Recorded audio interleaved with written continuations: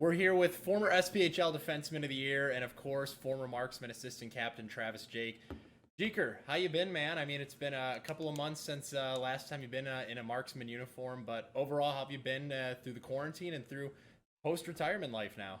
Yeah. No, it's been a lot. Obviously, with the way things ended, it was a little unsettling. But I think the biggest thing for me was just the sudden change. I mean, there was no real grace period between retiring and coming back to Pittsburgh and stuff. It was kind of we had those couple days and then we were gone. So it's been going good. I've been able to keep myself busy working on the house. My dad's actually in town. We're sitting in the parking lot at Lowe's right now. We redid the bathroom, so it's almost finished.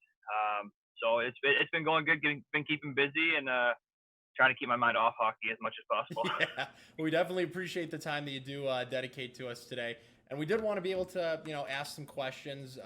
For you, playing pro hockey for quite a few years, ultimately chose to call it a career at the end of the 2019 season. What kind of, led to you making that decision, and what's retirement life looking like for you? Sure. I kind of had an idea going into this year what was going to be my last year. Injuries over the years have taken a toll. I was kind of getting banged up a bit. My grandfather had passed away, so I have the house that I do now. So just kind of everything fell into place. Unfortunately, like I said earlier, the COVID kind of shortened that because I knew we were going to win a championship this year. Of course. And that was going to be like the high note of the career was to go out with a championship. And I mean, everything was working. Like I said, everything was going right in line. With personal things, with obviously the team doing it as well as we were. So it was unsettling a bit, but it just it made sense for me at this moment. I do have a job. I can't start yet until we get back to the office, but I do have a job. It's gonna be interesting. It's gonna be an office setting, something that I'm not really used to as a 9 to 5. But from everyone that I've talked to, it's a great company.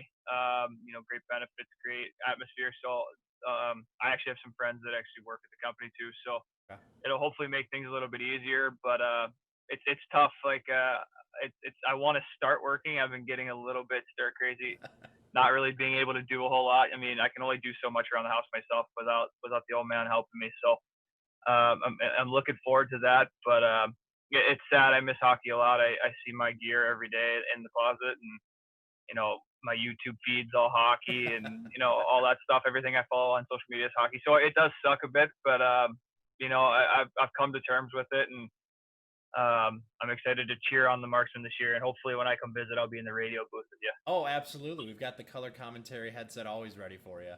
There it is. We should just zoom it in from That's wherever I am. right.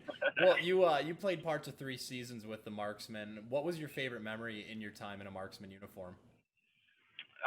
There'd be two big ones, I guess. Operation Sellout last year. 6,600 people or whatever it was Yeah. was crazy. In the 3 years or 2.5 years that I was there, we never had anything like that. And for me especially, I was coming back from an injury, so that was like a good little segue into the rest of the year. It wasn't just a little 500-600 people in the stands. To come out that game and be able to be a part of it. Thankfully I was healed up enough to be able to play in that, and that was huge.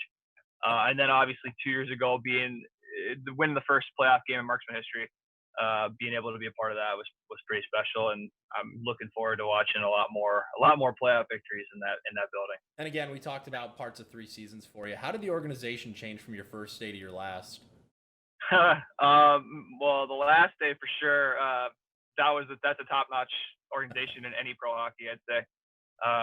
We don't have the budget that the NHL does, obviously, but there's never been a time where I've needed something that I didn't have. The whole stigma of the SPHL from previous years is kind of way out the door with Fayetteville at this point. It's a spot that people want to go to, and they should want to go to. Chuck and Jesse and Corey have done a great job in transforming it.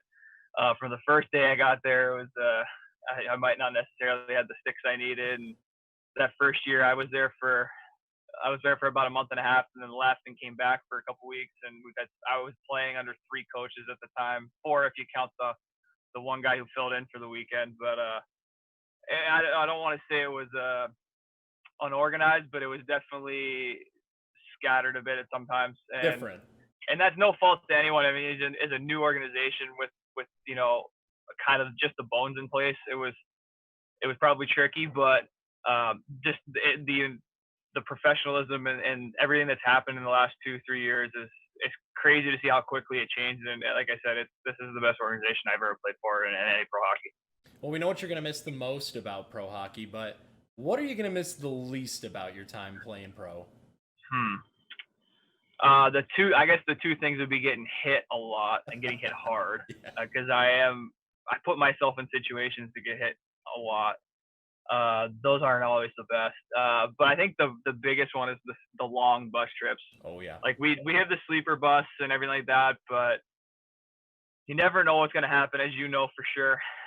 One weekend we could be great, the next weekend we could be stuck in Roanoke for 19 hours. So just the uncertainty, and then obviously I'm a bigger guy, so being crammed in that bunk, even though I had one of the better bunks last year, it gets stiff at times. So I mean, I wish we were able to do the plates and all that stuff, but obviously that's not the case. So that would probably be the big one is those long bus trips.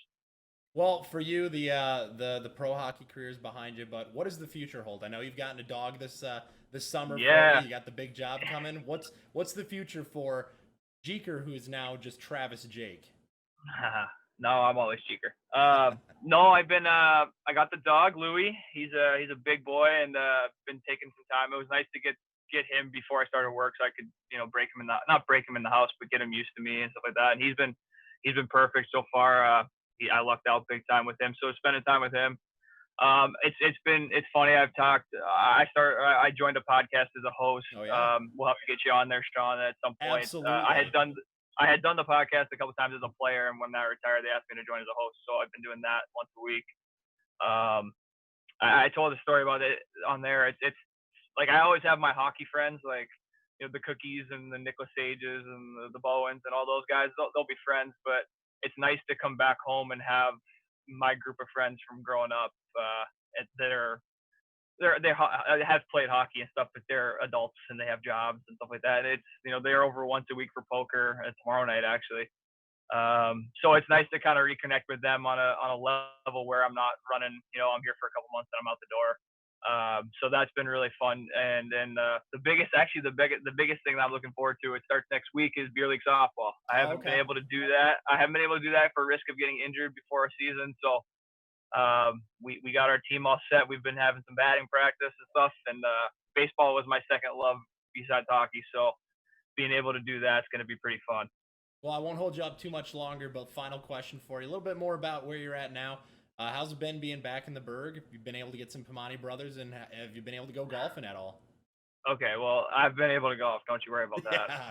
The first little bit when I got home, they actually had them closed here, so we were driving to West Okay. Virginia and Ohio, which is like an hour away, which sucked. But I've been able to do some golfing. It's not the same as playing at Gates 4 with Of the course. passes and having that luxury. So it's taken a hit on the bank account a little bit. But I haven't had Permane Brothers yet. I Okay. haven't had it yet. It's one of those things that Permane Brothers is so good, and for anyone who doesn't know, it's the sandwich with the French fries and the coleslaw on the sandwich.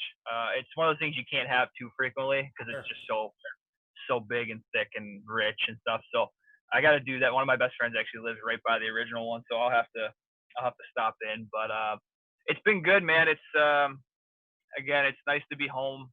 I still have family here. Like I said, having my friends from the one kid that I hang out with every week. I played hockey with him when I was 4. Like his dad and my dad were the coaches, so it's nice to have that.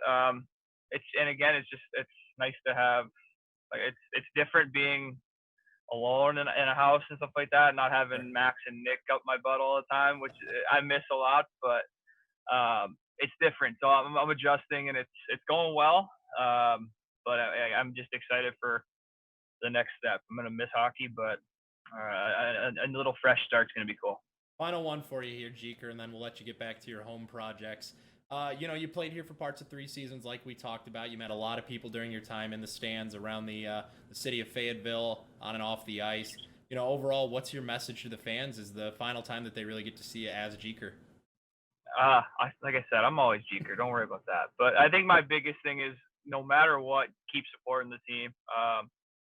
Every team's gonna have ups and downs and rough patches and learning curves and things like that. And I had talked to Jesse a while back, and like our team last year was something very special that it may be replicated, it may not be. So those guys know what they're doing, and trust those guys and trust Chuck, because Chuck's been outstanding for the organization and for the community. And just keep loving hockey, keep trying to grow the game, because like that night we had 6,600 was pretty special, and I know that could be an everyday thing or an every game thing. So spread the word, support the guys, and do whatever you can to help grow the game down there, because that's a hockey market if I've ever seen one, and I'm happy for it. What I've seen it grow in the last little bit. Well, Travis, we always appreciate the time and definitely the chance to be able to talk. Keep safe during everything that's going on, and of course, enjoy the start of the rest of your life. Yeah, you guys stay safe as well, and I'm always down for these. So whenever you need me, I'm here. All right, man. That sounds good. You take care of yourself. All right, see you, Sean.